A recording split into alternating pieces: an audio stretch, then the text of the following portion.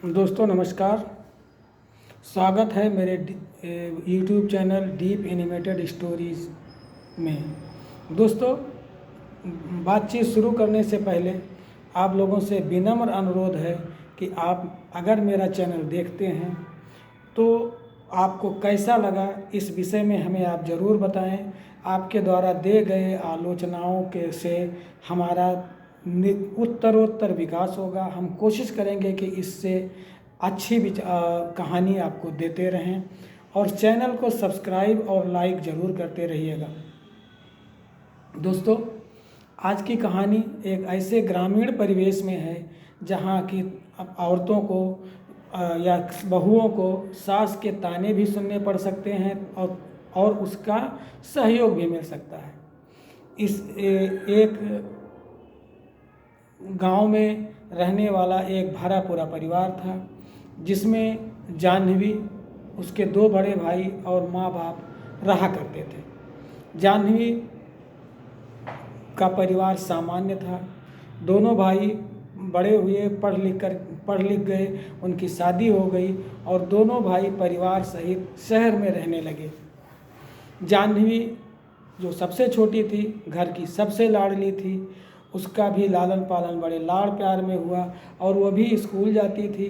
जाह्नवी जब युवावस्था की तरफ बढ़ने लगी तो गांव की अन्य लड़कियों के सामान्य या गांव क्या कहिए कि सभी लड़कियों की तरह उसके मन में भी नए जीवन के लिए विचारधाराएं आने लगी।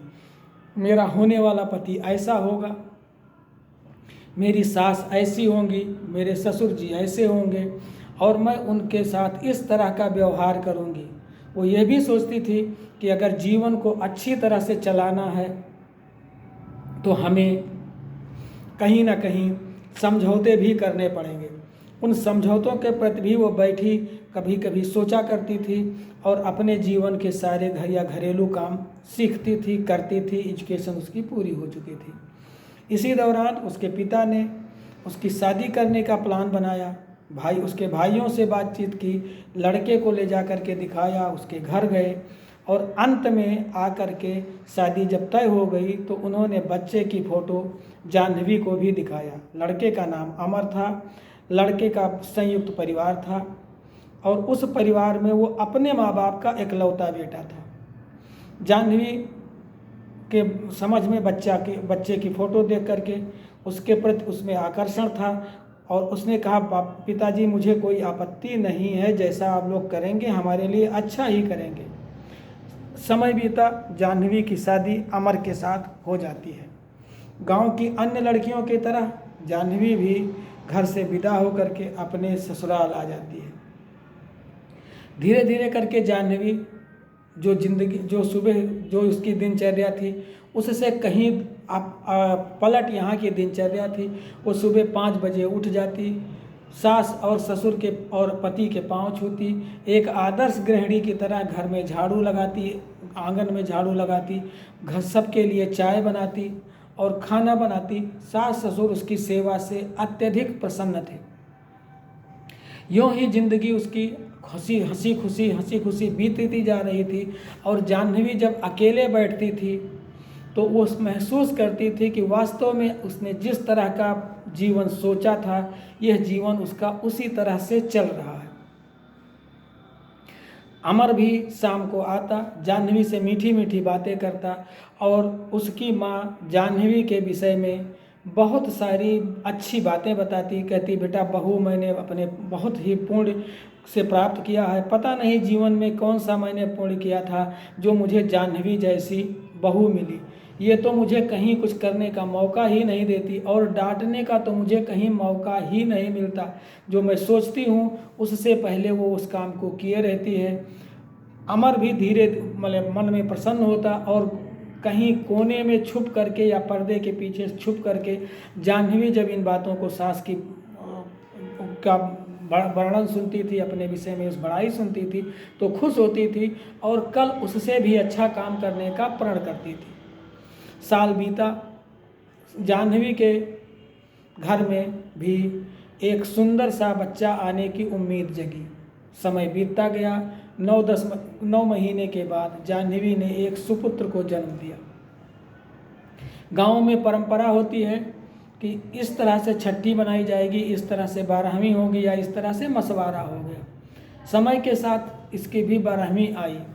गांव में सभी लोग, गांव के सभी औरतें घर पे आई हुई थी, गाना बजाना हो रहा था और जाह्नवी की सास थी, बहुत ही प्रसन्न थी, अति प्रसन्न थी। अमर भी कहीं ना कहीं खुश था, लेकिन वो गांव का बच्चा होने की वजह से अपनी भावनाओं को व्यक्त नहीं कर सकता था, लेकिन मन में प्रसन्न था। गांव की जब सभी औरतें थीं तो बच्चे को ले जा कर के कुछ वहाँ के रस्म निभाने थे, और गांव की एक ताई आई हुई थी जो बड़ी मुंहफट थी, और लोग कहते थे कि इनके पास दया नाम की चीज़ नहीं है, ये पहले बोल देती हैं कोई बात फिर उस पर विचार करती थी। उन बूढ़ी ताई ने कहा, हंसते हुए कहा, जाह्नवी अब तेरे ससुराल वालों की बात आई है।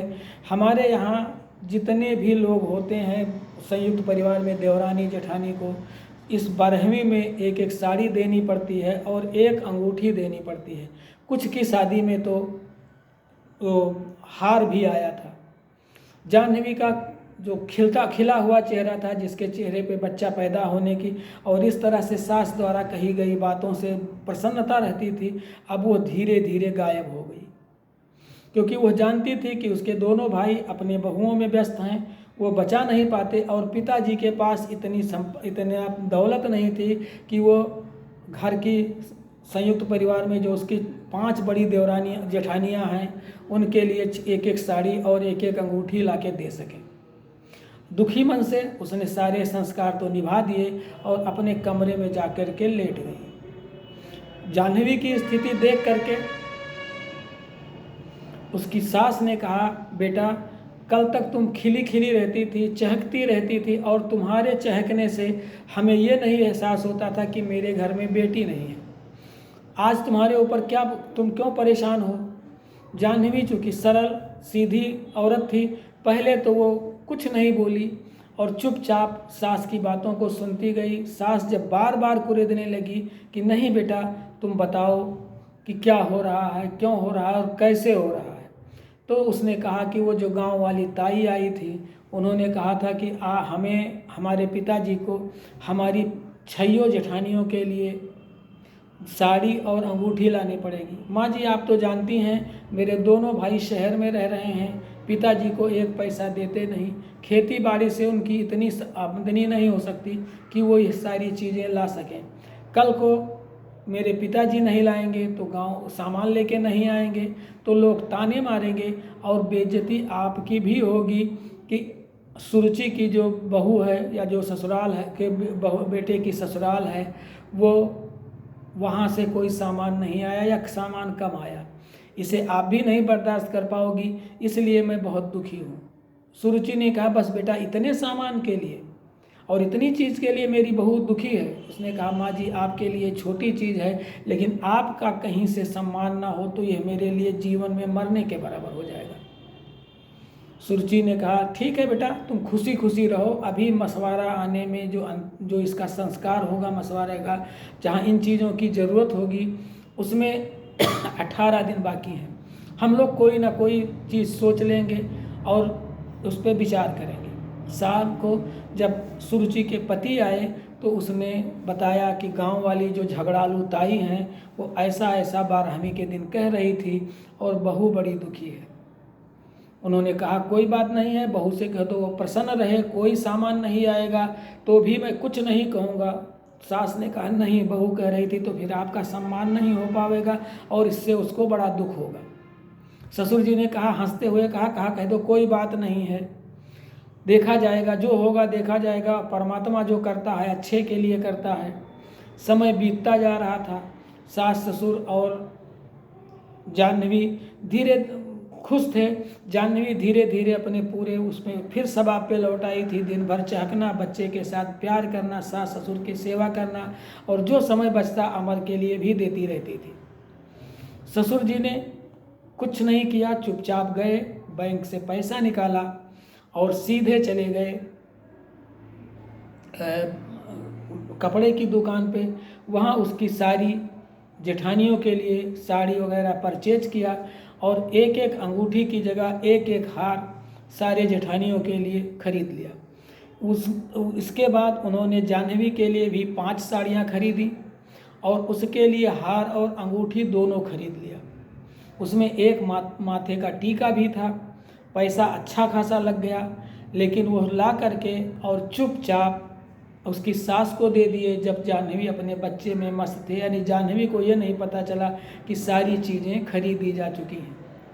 फिर उन्होंने एक दिन उसके मशवरे से पहले एक दिन उसके पिताजी को बुलाया और कहा, भैया समधी जी, ये जाह्नवी कह रही थी कि आप इस समय कुछ परिस्थितियों से परेशान हैं और हमारे यहाँ यह प्रचलन था, तो मैंने आपके लिए ये सारी चीज़ें खरीद के रख दिया है। जाह्नवी के पिताजी बहुत तकलीफ़ में आ गए, दुख में आ गए, उनके आंखों से आंसू निकल आए और समधी के पैरों पे गिरते हुए उन्होंने कहा कि आपने मेरे लिए ये जो काम किया है, इस एहसान को मैं कभी नहीं भूलूंगा।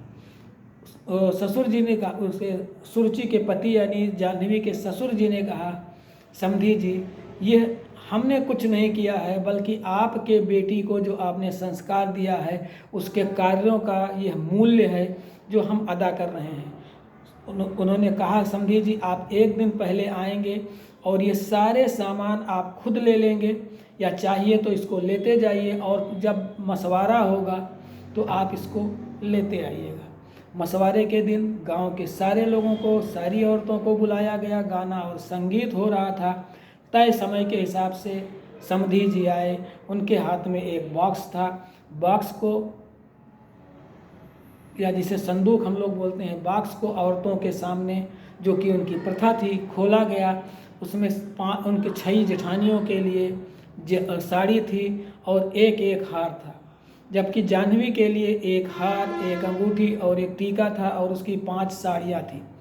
कल तक जाह्नवी जो परेशान थी कि उसके पिताजी क्या लाएंगे और इन संस्कार में इतनी बड़ी दावत दी जा रही है, उसके पिताजी का क्या हश्र होगा, और उससे भी ज़्यादा उसको दर्द इस बात का हो रहा था क्योंकि पिताजी तो एक दिन सुन के चले जाएंगे, लेकिन उसे प्रतिदिन उसकी सास को सुनना पड़ेगा।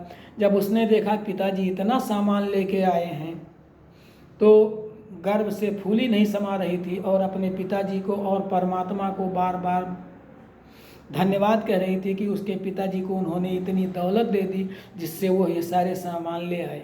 समय ख़त्म हुआ, मशवरे की रात बीत गई।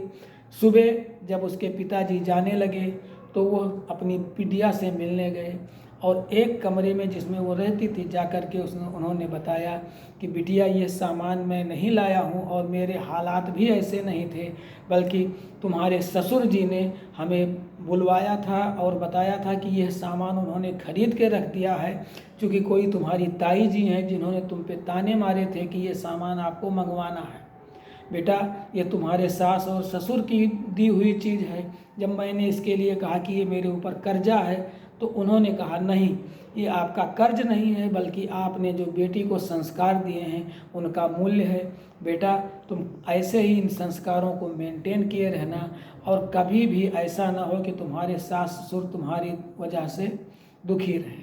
जाह्नवी थर थर काँपने लगी और पिता से कहते हुए बोली कि पिताजी, मैं इससे भी अच्छा करूंगी, क्योंकि आज मेरे सास ससुर के प्रति मेरा सम्मान और बढ़ गया, क्योंकि आज उन्होंने न केवल अपनी और हमारी इज्जत बचाई बल्कि आपकी भी मान मर्यादा बढ़ा दी है।